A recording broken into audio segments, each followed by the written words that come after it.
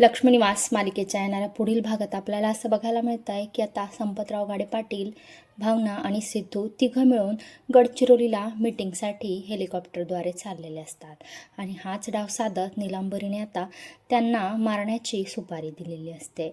इकडे आता दळवींच्या कुटुंबामध्ये आनंदाचा क्षण असतो. श्रीनिवास आणि लक्ष्मी यांच्या घराचं भूमिपूजन सुरू असतं. तिकडे सर्व आनंदाचं वातावरण असतं आणि जान्हवीसुद्धा खुश असते. त्याच वेळेस मोबाईलवर एक बातमी येते की संपतराव गाडे पाटलांच्या हेलिकॉप्टरचा खूप मोठा अपघात झालेला आहे. हे ऐकलं मात्र नीलांबरी खूप खुश होते, परंतु इकडे दळवीच्या घरी आणि जान्हवीच्या पायाखालची तर जमीनच सरकते आहे. आणि इकडे नीलांबरी गाडे पाटलांच्या घरामध्ये खूप खुश दिसत असते. तिला एक व्यक्ती येतोय आणि फोटो दाखवतोय ज्यामध्ये सिद्धू भावनाला भावपूर्ण श्रद्धांजली असा तो फ्लेक्स बनवून आणलेला असतो. तो पाहून नीलांबरी खूप खुश होते. काय नीलांबरीचा हा प्लॅन यशस्वी होईल का?